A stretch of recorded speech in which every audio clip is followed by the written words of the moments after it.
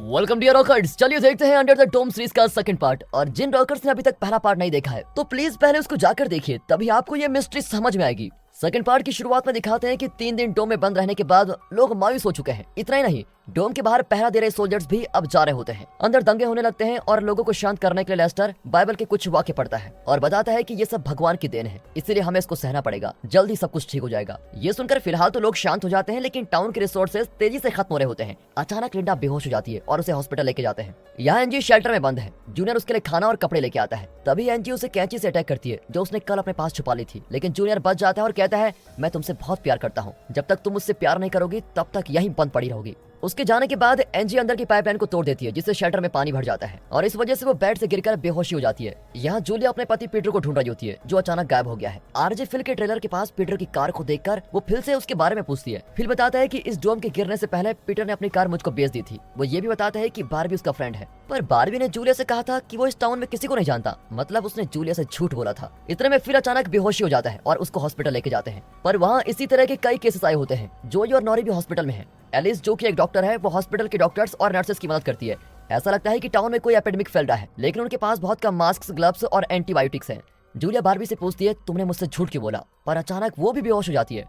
Alice को लगता है कि सबको मेनिंजाइटिस हो रहा है, लेकिन हॉस्पिटल में स्पाइनल टैप किट्स बिल्कुल भी नहीं है जिसकी मदद से इस बीमारी को कंफर्म किया जा सके। फिर जिम जूनियर को एक गन देकर कहता है कि तुम इस हॉस्पिटल को गार्ड करो ताकि कोई इन्फेक्टेड पेशेंट हॉस्पिटल से बाहर न निकल सके, तभी हम इसे फैलने से रोक सकते हैं। फिर जिम और बारबी हॉस्पिटल के लिए मेडिसिन लेने फार्मासिस्ट के पास जाते हैं। यहाँ वाटर लेवल एनजी की नाक तक पहुंच जाता है और वो जाग जाती है। वो पानी को रोकने की कोशिश करती है लेकिन सफल नहीं हो पाती। हॉस्पिटल में जूलिया फिल से मिलती है और वो कहता है कि पीटर ने मुझे कैबिन में बुलाया था। डॉक्टर्स जूलिया को बात करने से रोकते हैं, लेकिन वो जानना चाहती है कि उसका पति पीटर कैबिन में क्या कर रहा था। फिर जूनियर उसको बताता है कि जिस दिन मेरी बारबी के साथ लड़ाई हुई थी उस दिन वो उसी कैबिन में था। अब जूलिया का शक कंफर्म हो जाता है और वो छुपकर हॉस्पिटल के बैक डोर से बाहर चली जाती है और उसी कैबिन की तलाश में निकल पड़ती है।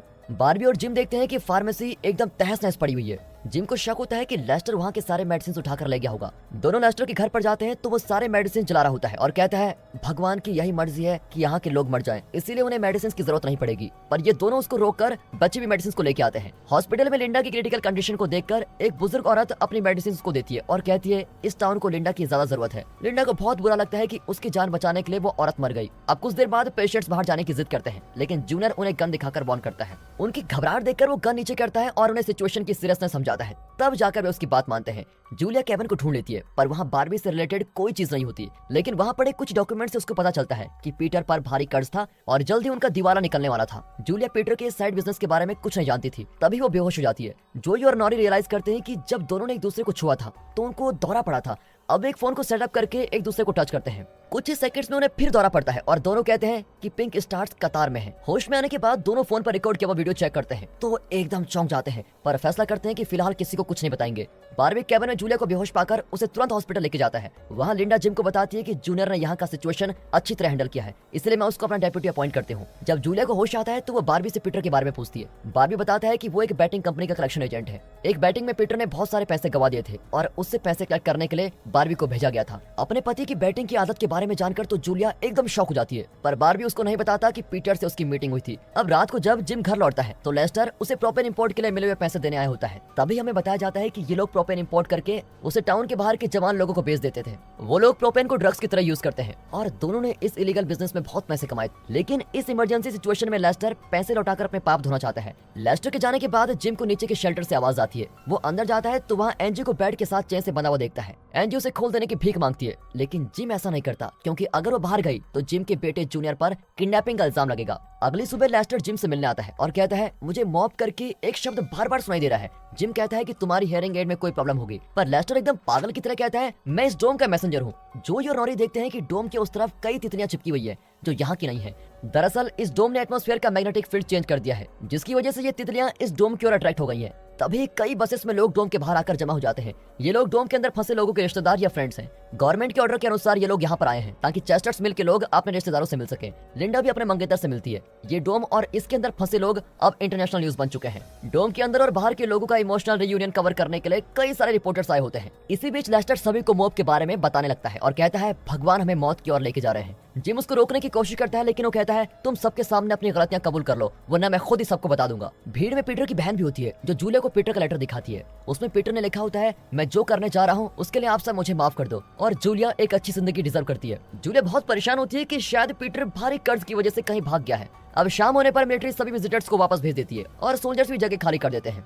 बारबी अपना पुराना बैज दिखाकर एक सोल्जर से पूछता है कि उनका अगला प्लान क्या है, पर सोल्जर भी नहीं जानता कि गवर्नमेंट इस बारे में क्या प्लान कर रही है। उन्हें सिर्फ इस जगह को जल्द से जल्द क्लियर करवाने और यहाँ कभी न लौटने का ऑर्डर मिला है। अब ये सुनकर बारबी एकदम चौंक जाता है और सोचने लगता है कि गवर्नमेंट ने ऐसा ऑर्डर क्यों दिया है। तभी उसे याद आता है कि लेस्टर मॉब करके एक शब्द कह रहा था। अब वो पता लगाता है कि मॉब का मतलब है मदर ऑफ ऑल बॉम्ब्स, यानी गवर्नमेंट ने इस डोम को हटाने के लिए चेस्टर्स मिल्स टाउन को ही बॉम्ब से उड़ा देने का फैसला किया है। और ये खतरनाक फैसला इसलिए लिया गया है क्योंकि डोम ने एटमॉस्फेयर के मैग्नेटिक फील्ड को चेंज कर दिया है, जिसकी वजह से बाहर के सभी जीव जंतुओं पर बुरा असर पड़ रहा है। आज बाहर के विजिटर को डोम के पास इसलिए अलाउ किया गया था ताकि चेस्टर्स मिल के लोग मरने से पहले आखिरी बार अपने रिश्तेदारों और दोस्तों से मिल सके। अब बारबी ये सारी बातें जूलिया, लिंडा और जिम को बताता है और वे बाकी लोगों को अलर्ट करते हैं। सभी को एक अंडरग्राउंड टनल में इकट्ठा किया जाता है। इनके बचने की वही एक उम्मीद है। जिम एंजी को आजाद कर देता है क्योंकि आखिर सभी मरने वाले हैं। एंजी अपने घर भागती है लेकिन उसका भाई जॉय वहाँ पर नहीं होता, पर एक कमरे में जूनियर गन लिए उसका इंतजार कर रहा होता है। वो एंजी को बॉम्ब के बारे में बताता है और अपने किए के लिए एंजी से माफी भी मांगता है। अब ये जानकर कि वे जल्द ही मरने वाले हैं, एंजी बड़े प्यार से जूनियर का सर अपनी गोद में रखती है और बॉम्ब के इम्पैक्ट का इंतजार करने लगती है। यहाँ टनल में एलिस और कैरोलिन को नोरी की बड़ी चिंता होने लगती है क्योंकि उसका कहीं पता नहीं चला है। पर नोरी और जोई बाहर एंजी का इंतजार करते हैं ताकि वे उसे बॉम्ब के बारे में अलर्ट कर सके। पर जोई और भी परेशान है क्योंकि एंजी उस रात से गायब है जब ये डोम यहाँ गिरा था। ठीक 1:15 पर मिसाइल लॉन्च किया जाता है। मरने से पहले जोई और नोरी आखिरी बार किस कर लेते हैं, लेकिन इनकी किस्मत तो देखो, ये डोम जो इनकी मौत बनकर आया था वो मिसाइल को रोक देता है और इस टाउन और टाउन के लोगों को बचा लेता है। अब जिम बॉर्डर की ओर भागता है तो देखता है कि डोम के बाहर वाले एरियाज पूरी तरह डिस्ट्रॉय हो चुके हैं, लेकिन डोम पर एक छोटी सी खरोंच भी नहीं आई है। इतने में लेस्टर वहां आकर दोबारा जिम से कहता है, तुम पब्लिक के सामने अपने गुनाह स्वीकार कर लो। उस जगह पर इन दोनों के अलावा कोई नहीं होता और इस बात का फायदा उठाकर जिम लेस्टर के कान को डोम पर दबाता है। इस वजह से उसका हेयरिंग एड बस्ट होता है और लेस्टर मारा जाता है। यहाँ एंजी जूनियर के साथ अपने कमरे में होती है। वो गैस करती है कि अब जूनियर फिर उसे बंदी बना लेगा, इसलिए वो जूनियर पर अटैक करती है। वो एंजी को चेस करता है लेकिन वो बच निकलती है। दूसरी ओर एक गाड़ी के टकराने से वाटर टैंक फट जाता है। इसकी वजह एलिस है जिसे इंसुलिन की जरूरत है। इंसुलिन के ना मिलने से वो किसी भ्रम में है और इसी की वजह से ये एक्सीडेंट भी हुआ है। ऊपर से रेडियो टावर कोई सिग्नल ही नहीं पिकअप कर पा रहा है और कोई अजीब से ट्यून बजाया जा रहा है। टाउन के सारे पुलिस वॉकिस भी वही कर रहे होते हैं। अब डोडी एक स्पेशल डिवाइस बनाती है जिसकी मदद से पता चलता है कि एक फ्रीक्वेंसी जो डोम के अंदर से आ रही है वो बाकी सारे सिग्नल को ब्लॉक कर रही है। डोडी जूले के साथ उस फ्रीक्वेंसी को चेक करने जाती है। इस टाउन को यहाँ की एक झील से पानी मिलता है, इसीलिए इन्हें पानी की कोई कमी नहीं है। पर लिंडा और बारबी पता लगाते हैं कि डोम के गिरने पर एक मीथेन पाइपलाइन टूट गया था, जिसकी वजह से झील में मीथेन भर गया है। इसका पानी अब जहर बन चुका है और इनके पास इसे प्योरीफाई करने का कोई तरीका भी नहीं है। अब लोगों में ये बात फैलने लगती है और कई लोग डिपार्टमेंटल स्टोर पर पानी के कैंस लेने आ जाते हैं। पर स्टोर का ओनर पैसे लेकर भी उनको बेचना नहीं चाहता क्योंकि इमरजेंसी के वक्त पैसों से कोई फायदा नहीं होता। अब लोग भड़क उठते हैं लेकिन लिंडा उन्हें शांत करती है। यहाँ जूनियर एंजी की तलाश कर रहा होता है और तब लिंडा उसे रोककर स्टोर में लेके आती है। वो कहती है, तुम इन लोगों को संभालो ताकि यहाँ स्टोर ओनर को कोई परेशानी ना हो। अब हॉस्पिटल में इंसुलिन न मिलने से एलिस मरने वाली है। नॉरी किसी और से इंसुलिन चुराने के लिए बाहर जाती है। जोई उसके पीछे जाता है और दोनों एक खाली घर पर पहुंचते हैं, लेकिन एक आदमी उन्हें गन दिखाकर कहता है कि मैंने अपना लास्ट डोजेस कल ले लिया था। फिर वे दूसरे घर के अंदर घुसते हैं जहां मेडिसिन की कई बोतल फ्रिज में रखी होती हैं। तभी वहां पर एक लड़का आकर कहता है कि वो एक डायबिटिक पेशेंट है और ये सारी उसी की दवाइयां हैं। नोरी इस बच्चे से मेडिसिन नहीं चुराना चाहती, पर जोई एलिस के लिए एक शीशी उठाई लेता है। अब एंजी रोज के रेस्टोरेंट में पहुंचती है और बताती है कि जूनियर ने उसके साथ क्या क्या किया था। रोज फिर उसे शांत करने लगती है कि अचानक कुछ गुंडे वहां की सप्लाईज चुराने आ जाते हैं। दोनों उनका सामना करती है लेकिन वे रोज को मार डालते हैं। एंजी अकेले उनसे लड़ने लगती है लेकिन वे उसको मारकर बेहोश कर देते हैं। दूसरी ओर डिपार्टमेंटल स्टोर में लोग खाना और पानी चुराने लगते हैं और स्टोर के बाहर दंगे होने लगते हैं। पुलिस भी उनको रोक नहीं पाती।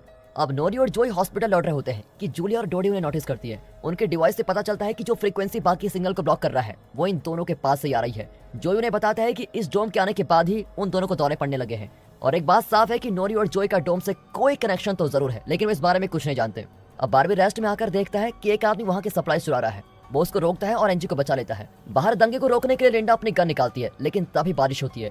लोग लड़ना बंद कर देते हैं और खुश होते हैं कि वे मरने नहीं वाले हैं। बारबी एंजी को जिम के हवाले कर देता है और जिम कहता है कि मैं इसे हॉस्पिटल लेके जाऊंगा, लेकिन वो एंजी को अपने घर लेके जाता है। यहाँ जोई और नोरी मिलकर डोम पर हाथ रखते हैं तो कोई फ्रीक्वेंसी ब्लॉक नहीं होती, सारे सिग्नल नॉर्मल हो जाते हैं। अब इन चारों को यकीन हो जाता है कि जोई और नोरी का इस डोम से कोई ना कोई कनेक्शन तो जरूर है। पिछले कुछ दिनों के हादसों के बाद अब जूलिया बारबी को पसंद करने लगी थी, हालांकि उसने जूलिया के पति को मार डाला था। जब एंजी आंखें खोलती है तो जिम से पूछती है, मैं यहाँ कैसे आई? जिम कहता है कि अगर तुम वादा करोगे तुम मेरे बेटे के बारे में कंप्लेंट नहीं करोगी तो मैं तुम्हें छोड़ दूंगा। इतना ही नहीं, जब इस डोम के लोग जंगली जानवरों की तरह बन जाएंगे तभी मैं तुम्हें प्रोटेक्ट करूंगा। एंजी यहाँ कहने वाली होती है कि वहाँ जूनियर आ जाता है और आगे क्या होने वाला है इस सस्पेंस के साथ इस सीरीज का सेकंड पार्ट यहाँ पर खत्म होता है।